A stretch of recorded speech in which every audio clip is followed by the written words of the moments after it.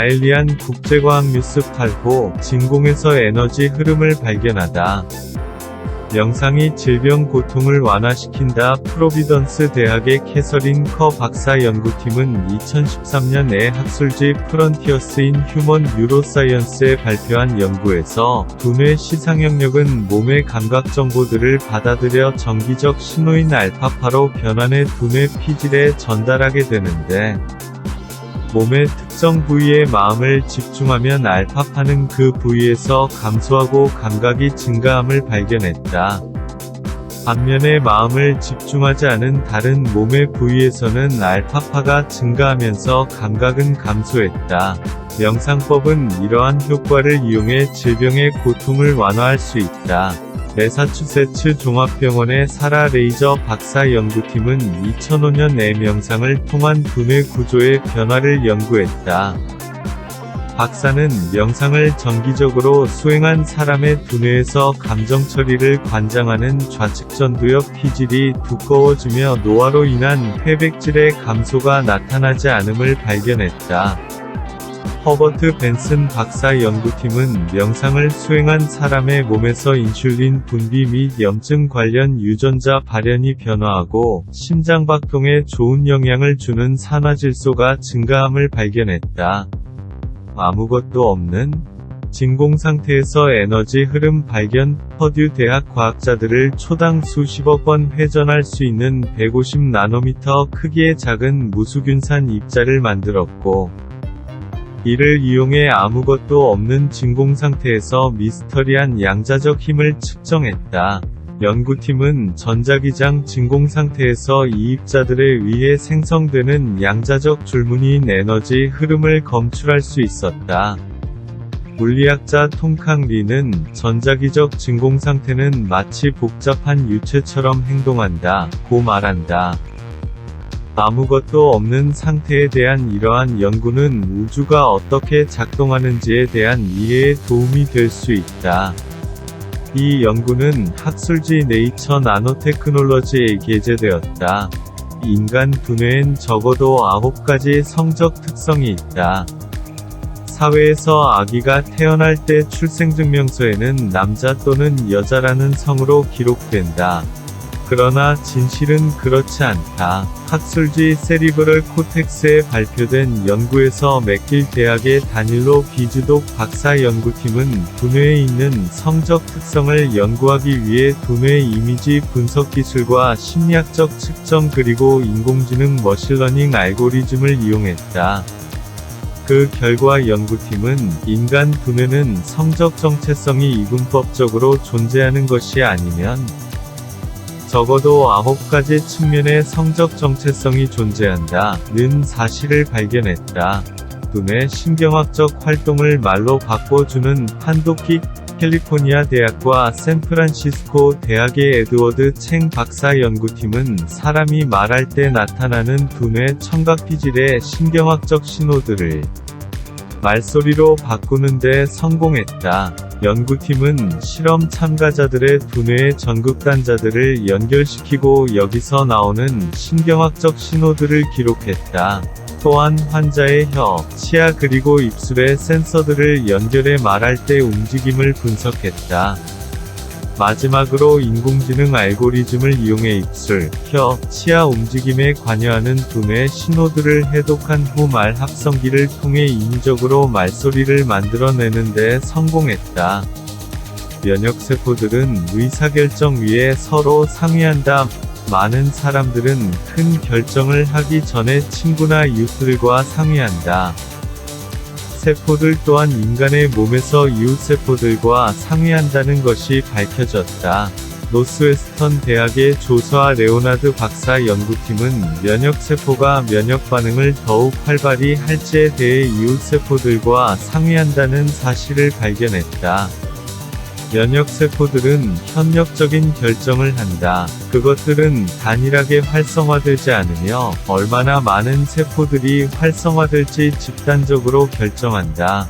그래서 면역체계는 시스템이 위험할 정도로 과도한 면역 반응을 하지 않고도 위험을 차단할 수 있다.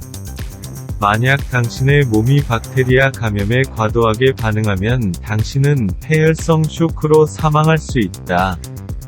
또한 당신의 몸이 감염에 충분히 반응하지 않는다면 당신은 감염으로 사망할 것이다. 건강을 유지하는 데는 이 양극단의 균형을 이루는 것이 매우 중요하다. 고 박사는 말한다.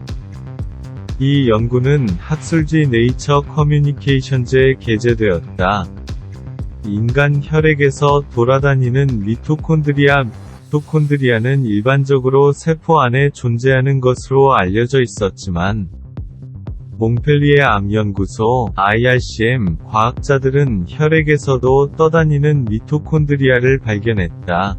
미토콘드리아는 에너지 대사와 세포 신호작용에서 중요한 역할을 한다. 발레인 시에리 박사 연구팀은 100명의 사람들 혈액에서 혈장을 전자현미경으로 분석, 혈장 밀리리터당 약 370만 개의 완전하게 기능하는 미토콘드리아를 발견했다. 과학자들은 이 세포의 미토콘드리아는 면역 반응과 염증 반응을 일으키는 세포들의 상호 교류를 도와줄 것이라고 말한다. 이 연구는 학술지 더 FASEB에 게재되었다. 침반처럼 작동하는 두뇌 신경세포 두뇌의 팽대후부피질 부위가 손상된 사람은 오후에 일과를 마치고 주차장을 떠날 때 자신이 어디 있는지 그리고 집도 어디에 있는지 알고 있지만 어떻게 집으로 갈 수 있는지를 기억하지는 못한다. 이 두뇌 부위는 인체의 나침반과 같은 역할을 한다. 미시간 대학의 오마 암드 박사 연구팀은 쥐 실험을 이용 이 두뇌 영역에서 나침반과 같은 역할을 하는 신경세포를 발견했다. 이 신경세포는 낮은 기전류 신경세포라고 불린다. 일반적인 신경세포는 활성화된 후에는 빠르게 활성화가 감소하지만 이 신경세포는 활성화된 신호가 장기간 지속적으로 유지되어 방향감각과 관련 정보를 해석해준다. 이 연구는 학술지 셀 리포츠에 게재되었다. 설탕은 두뇌 화학작용을 변화시킨다. 아르허스 대학 마이클 윈터달 박사팀은 학술지 사이언티픽 리포츠에 발표한 연구에서 과학자들이 미니 돼지에게 설탕을 먹였더니 두뇌 보상회로에서 중독성 약물을 섭취했을 때와 유사한 변화가 나타났다고 한다. 사람이 의미 있는 경험을 할 때 두뇌는 기쁨, 행복, 웰빙과 같은 것으로 보상을 한다. 이러한 현상은 섹스, 사회적 관계, 또는 새로운 것에 대한 배움과 같은 자연스러운 자극의 결과로 나타난다. 만약 돼지 실험처럼 설탕이 단지 12일 후에 두뇌의 보상회로를 바꿀 수 있다면 배움이나 사회적 관계와 같은 자연적인 자극은 뒷전으로 밀려나고 설탕이나 다른 인공자극이 두뇌를 지배할 수 있다. 고 윈터달 박사는 말한다. 이 연구는 학술지 사이언티픽 리포츠에 게재되었다. 개구리 줄기세포로 살아있는 로봇 만들다. 버몬트 대학의 조사 본가드 박사 연구팀은 세계 최초로 개구리 배아에서 추출된 줄기세포를 이용해 살아있는 로봇을 만들었다. 연구팀은 아프리카 개구리의 배아에서 줄기세포를 추출한 후 현미경 아래에서 세포들을 자르고 붙여 컴퓨터로 설계된 특별한 모양으로 만들었다. 피부세포들은 몸을 형성하기 시작했고 심장 근육세포의 수축작용으로 앞으로 이동할 수 있었다. 조사 본가드 박사는 이 유기체는 기존의 로봇이나 동물종이 아니면 살아있는 특별한 머신이다. 이것은 새로운 형태의 인공생명체이며 살아있고 프로그래머할 수 있다. 고 말한다. 과학자들은 기계와 동물의 잡종인 이 로봇을 이용 동맥 속 플라크를 제거하거나 바다 속 해로운 미세 플라스틱을 제거하도록 프로그램할 수 있다고 한다. 거대한 두뇌의 신경세포들처럼 행동하는 벌들. 셰필드 대학 과학자들은 유럽 꿀벌 아피스 멜라이프레이 어떻게 결정하는지를 알아보기 위해 인간 심리학에 이용되는 이론 모델을 이용 벌들이 새로운 집을 선택하는 과정을 관찰했다. 인간 두뇌는 결정할 때 하나의 신경세포가 정기적 신호 흐름을 촉발하면서 일어난다.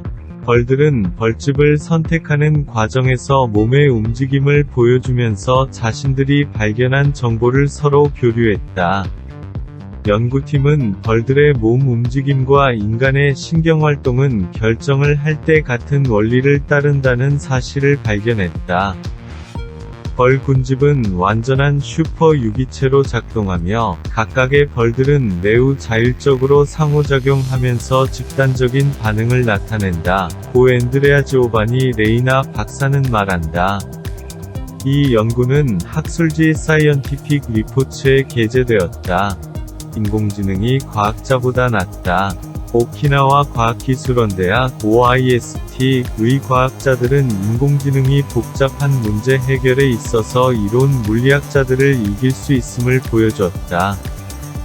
이 연구에서 인간 과학자들은 파이로클로르 광물에서 나타나는 특별한 자기적 상태를 밝히는 데 6년이나 걸렸지만 인공지능은 단 몇 주 만에 이를 밝혀냈다.